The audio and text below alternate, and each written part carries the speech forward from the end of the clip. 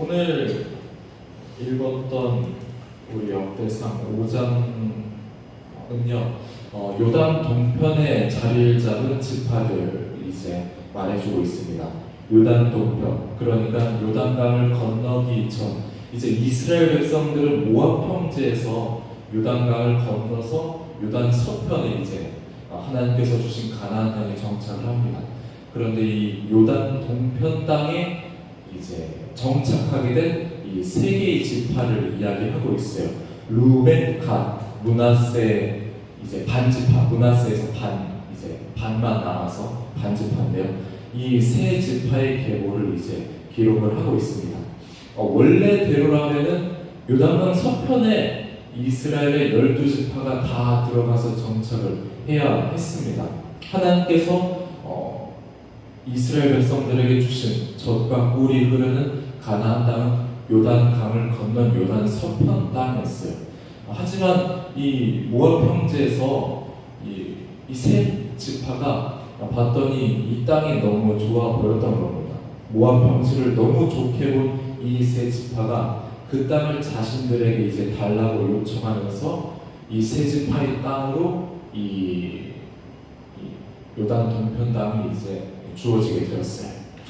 사실 이 세 지파가 이 요단 동편 땅을 분배받는 과정은 사실은 쉽지 않았습니다. 왜냐하면 다른 지파들이 봤을 때 아니 우리가 이제 요단 서편에 들어가서 장대한 이 아낙 자손 그리고 이 가나안 주민들과 싸워야 되는데 이 세 지파가 그리고 이 세 지파가 또 이제 사람들도 많고 또 강성했거든요. 근데 이 세 지파가 빠지면 우리의 힘이 줄어들 것이 아니냐. 우리가 가서 싸우려면 힘을 조금이라도 합쳐야 되는데 어떻게 이 가나안 전체를 어떻게 하려고 하냐. 그러면서 이제 굉장히 크게 이제 반대를 했습니다. 하지만 어쨌든 이 세 지파도 자신들이 이 땅에 정착을 하겠지만 그래도 요단 서편을 정복하는 전쟁에 우리가 같이 함께하겠습니다. 그 땅을 정복하는 일에 우리가 선봉으로 나가서 싸우겠다고 그렇게 약속을 하고 이 요단 동편 땅을 이제 분배를 받게 되었어요. 하지만 오늘 말씀 이제 5장의 끝부분을 보니까 이렇게 말하고 있죠. 26절을 보니까 25절을 보니까 이 그 땅의 신들을 가늠하듯 섬겼더라라고 말하고요. 5장 26절을 보면은 루벤, 갓, 므낫세 반지파가 이제 아수르 왕에 의해서 사로잡혀가는 그런 이제 안 좋은 일까지 이제 기록이 되어 있습니다. 하나님께서 약속하신 땅은 요단강 서편이었죠. 하지만 이 세 지파의 어떤 요청까지도 하나님께서 허락해 주시고 요단 동편 땅까지도 이제 그들에게 주십니다.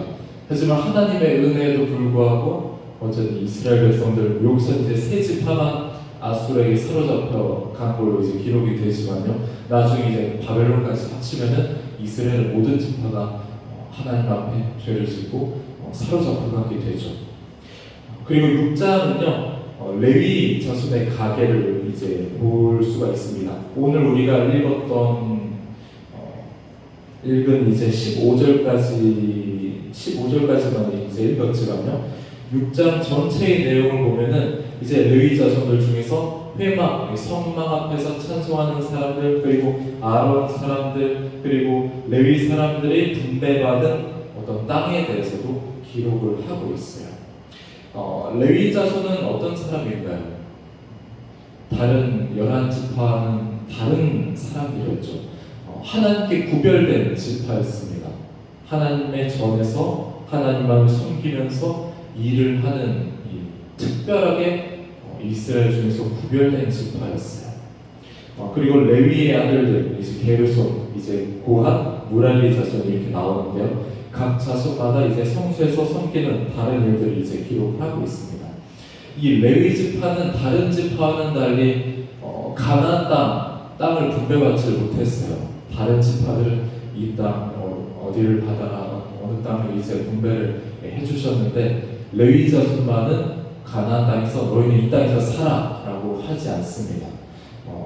읽진 않았지만 이제 6장 마지막 부분을 보면은 이렇게 말하고 있어요. 네, 6장 이제 54절부터 레위 자손들의 정착지가 나옵니다. 이 정착지는 다른 지파들이 다 분배받은 땅입니다. 그러니까 다른 지파들이 분배를 받고 그 땅이 이제 레위 자손들의 각 이제 자손들마다 이렇게 분배해서 다른 지파들의 땅에 이제 살 수 있도록 이제 했어요. 그리고 그곳에서 12지파가 하나님의 성전에 이제 하나님께 바치는 제물의 11조를 가지고 레위 지파가 이제 생활을 하게 됩니다. 하나님께서 땅을 분배를 해주시진 않았지만 다른 지파들의 11조를 통해서 하나님께서 레위 자손들을 이제 살 수 있도록 해주신 거예요. 하나님의 일을 이제 하면서 섬기기 때문에 하나님의 은혜를 레위 자손들에게는 그들이 일을 하지 않더라도 먹고 살 수 있도록 살아갈 수 있는 방편을 마련해 주신 겁니다. 오늘 이 요단 동편에 자리 잡은 지파들 그리고 레위 자손들을 통해서 모든 사람에게 미치는 하나님의 은혜를 우리가 볼 수가 있습니다. 요단 서편으로 하나님께서 약속의 땅을 허락해 주셨지만 그럼에도 불구하고 어떤 자신들의 안목에 보기 좋은 땅을 이 세 지파가 선택을 했지만 그렇지만 하나님께서는 그들의 청을 가차없이 거절하시지 않고 허락을 해주셨어요. 물론 이 세 지파들이 하나님 앞에 구별되어서 잘 살았더라면 좋았겠지만 그렇지 못했기 때문에 5장 말미에는 아수르 왕에 의해서 그 땅이 정복당하는 또 안타까운 모습을 볼 수가 있었습니다. 그리고 6장에서 레위 자손들의 지파들 또 계보를 우리가 볼 수 있었는데요. 토지도 없었습니다. 할 수 있는 일, 어떤 기술이나 기능을 가지진 못했어요. 하지만 레위 자손들은 하나님을 찬양했고 하나님의 일을 했기 때문에 하나님께서 채워주시는 그런 11조를 통해서 살 수 있는 하나님께서 채워주시는 은혜를 통해서 레위 자손들은 살아갈 수가 있었습니다. 자신들의 어떤 능력이 아니라 하나님에 의해서 살아갈 수 있는 지파가 바로 레위 자손들이었어요. 우리가 모두에게 하나님의 뜻과는 조금은 달랐지만 이 세 지파들은요 모든 지파에게 미치는 하나님의 은혜를 통해서 우리가 우리의 삶 가운데서 삶의 모든 일상 속에서 미치는 우리가 하나님의 은혜를 한번 생각해 보고자 합니다. 야곱을 한번 떠올려 봤어요. 야곱을 보니까 야곱이 이제 야곱이 원래 이제 살던 이제 집에서 야곱이 그 형 에서를 속이면서 에서가 이제 야곱을 죽이려고 하고 그로 인해서 야곱이 어쩔 수 없이 자기가 살던 땅을 떠나서 하란 땅으로 이제 도망하는 모습을 우리가 아마 다 기억하실 겁니다. 불안과 초조함 그리고 삶의 어떤 미래가 정해지지 않고 불안정한 상황 가운데서 집을 떠나오면서 잠을 자게 돼요. 그리고 그곳에서 하나님을 만나게 되죠. 야곱이 이런 말을 합니다. 이렇게 말을 하는데요. 야곱이 잠이 깨어 이르되 여호와께서 과연 여기 계시거늘 내가 알지 못하였도다 이렇게 말하고 있어요. 여호와께서 여기 계시거늘 내가 알지 못했다. 똑같은 일상이었습니다. 그리고 똑같은 곳이었습니다. 하지만 하나님을 발견하고 나니까 하나님께서 함께 하신다는 특별함을 경험하고 나니까 전에 알지 못하던 것들이 보이기 시작했어요. 하나님께서 여기 계시구나. 하나님께서 지금 이 시간 여기 계시구나.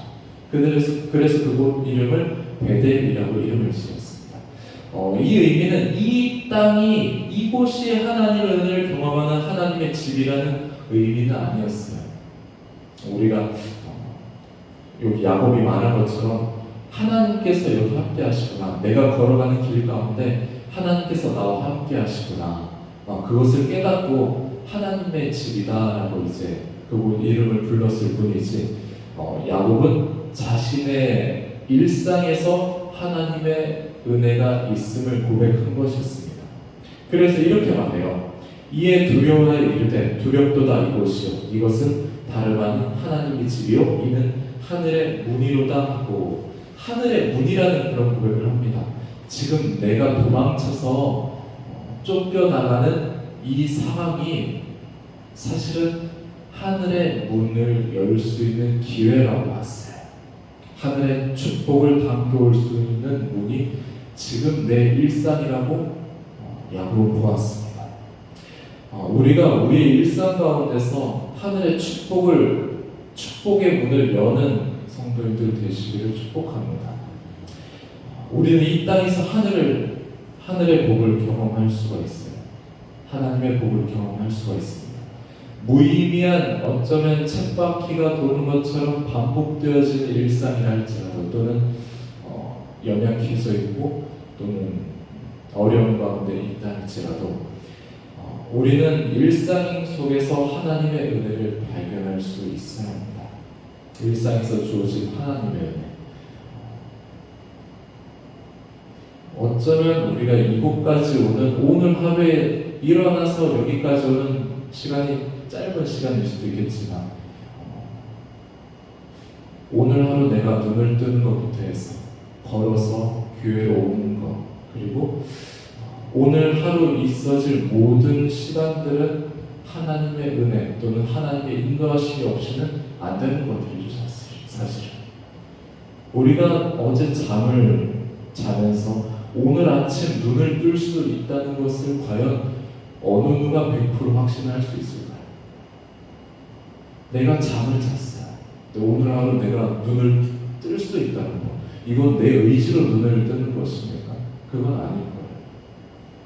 내가 눈을 뜰 수 있는 것부터 하나님의 은혜고, 내가 눈을 떠서 사고를 하고 눈을 뜨고 이제 사물을 볼 수 있고 걸을 수 있다는 것부터 해서가 하나님의 은혜의 시작이 될 겁니다. 그리고 우리의 오늘 일상들, 만나야 될 사람들, 또 사업장들, 또는 하는 모든 일들이 사실은 하나님의 은혜로부터 비롯된 것이죠. 우리가 걸어가는 모든 길 가운데 하나님의 은혜를 만나기를 원합니다.